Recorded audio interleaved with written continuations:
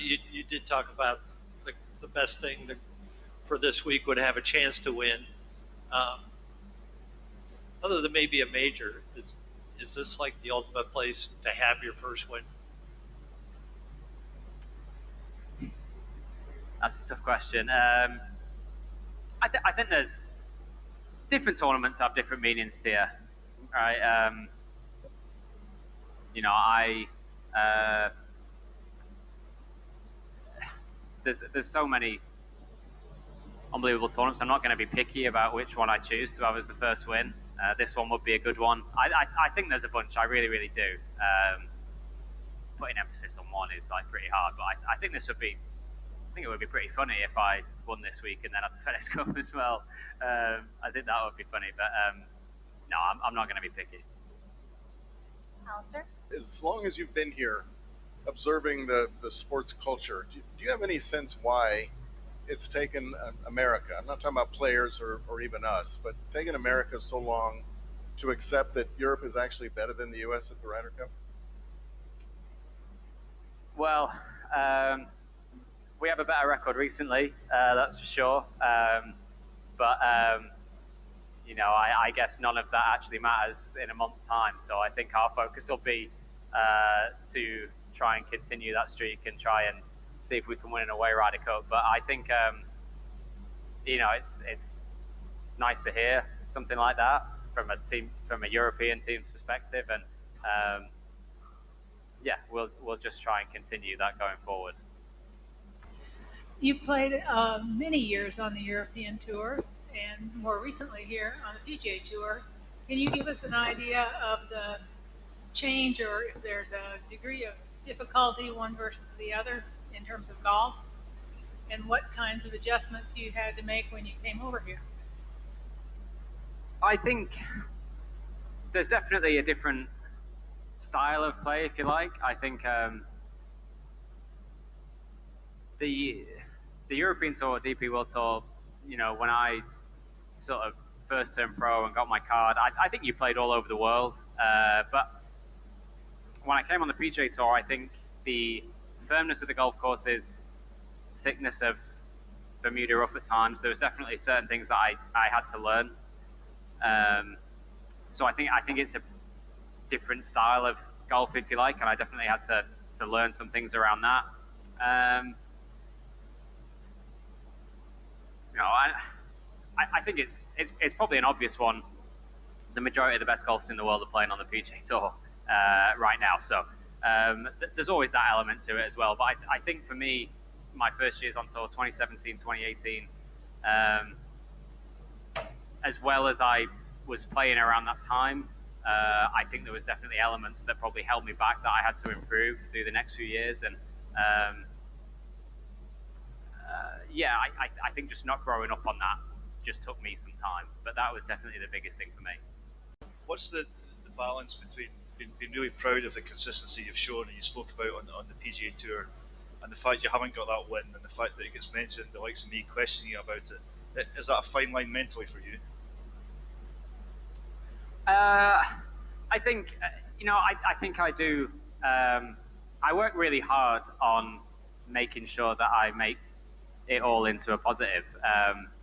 You know, of course, I'm not gonna feed you, you know, lies and say, oh, you know, Memphis, I thought I did everything great, or Travelers, like I didn't do anything wrong. Of course, I got things wrong down the stretch, and it didn't happen for me. But you know, you just learn from those experiences, and I think the overriding, I guess, emotions are a lot of positives. I would rather you be questioning me about not finishing tournaments off than not questioning me at all about anything. So I've obviously shown a lot of like really good stuff, and put myself in great positions. And you know, I've said every single time that I just want to put myself there again.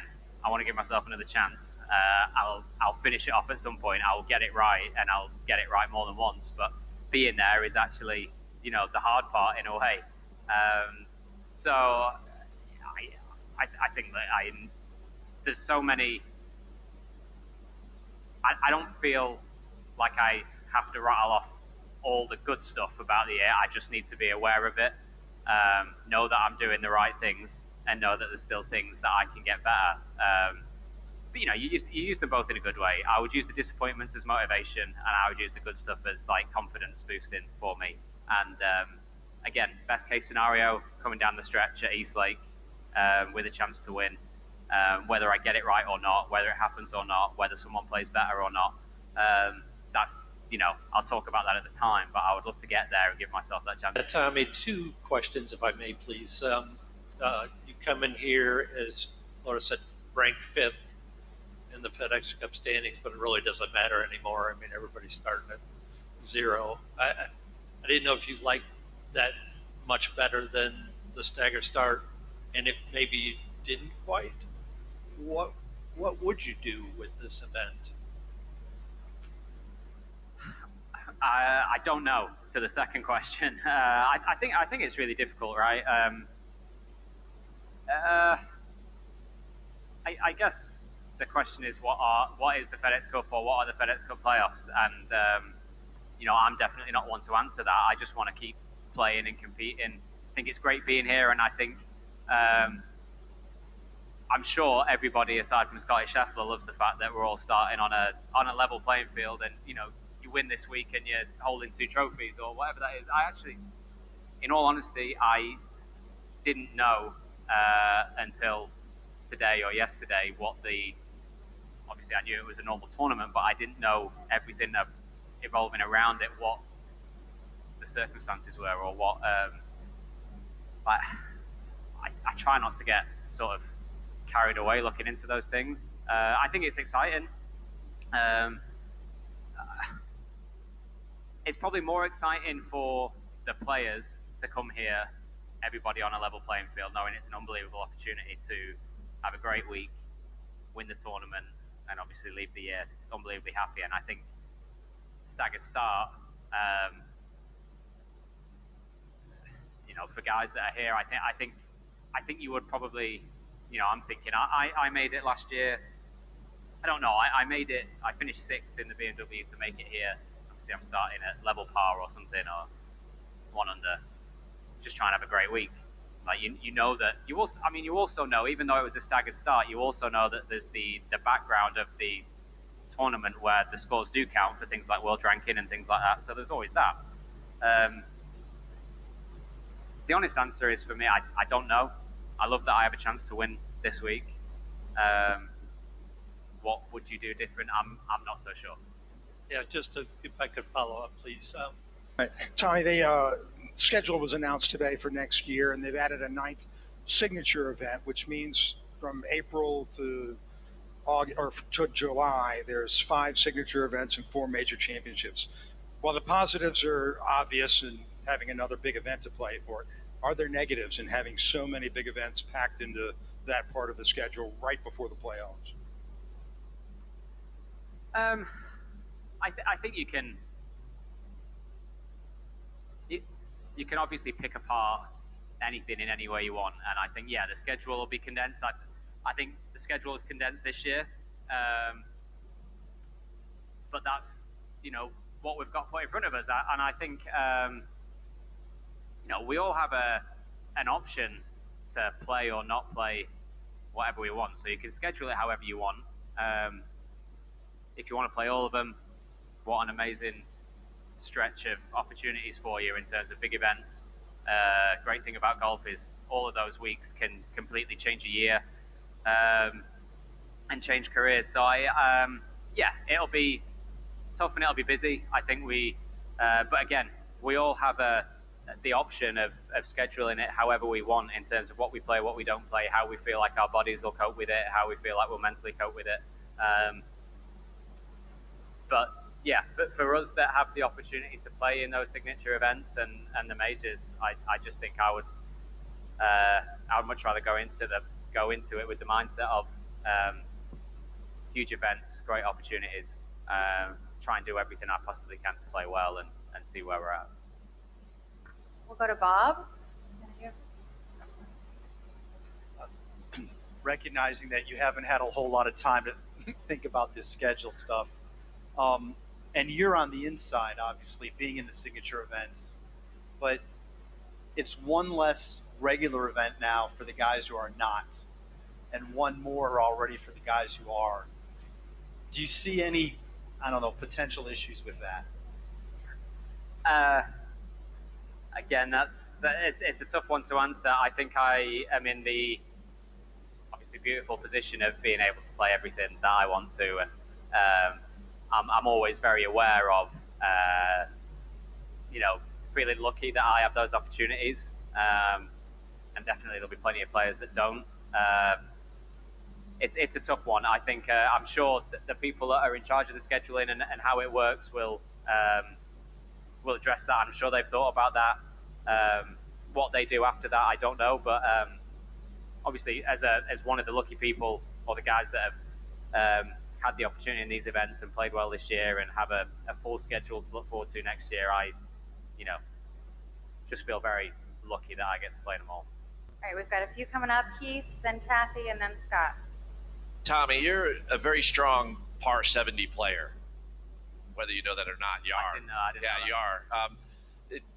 Maybe this question doesn't matter then, but does your mindset change at all when there's less par fives? I mean, is there something about your practice habits that make you so? I mean, this is your third week of a par 70 in a row, and there's a par 70 in about a month. I'm sure you're interested in, so I'm just curious. I don't know. I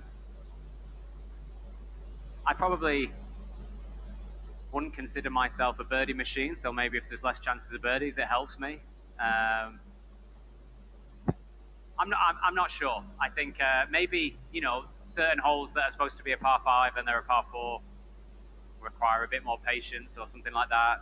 Different golf. I don't know. It's probably a nice thing to have that I'm good at a par 70. I'm really not sure. Don't know. Thanks for trying. There's been so much speculation about whether Keegan Bradley is going to be a playing captain at the Ryder Cup. Are you guys on your side? Are you guys as interested to see what he does as we are?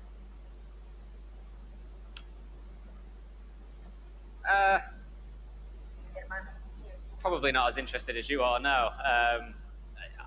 I'm not interested. Obviously, it's the Ryder Cup coming up, and I think it's a big story. But he's obviously got a lot on his hands right now. He's got big decisions to make, and I think whatever Keegan and the US team decide to do is not something that is at all in our control, or something that we'll sort of be thinking too much about. I think focus on our team, look forward to the opportunity to play in whoever it is that the 12 players are on that team. But it's nothing. It's nothing to do with us. It's nothing to do with Europe. And I, as a competitor and as a sort of peer, wish him all the best in whatever decisions he does make. I think it's going to be an amazing time for him either way. And yeah, whatever happens, I hope he, just wish him the best and look forward to playing against him. Perfect. Thank you for joining us. Good luck this week. Thanks, guys.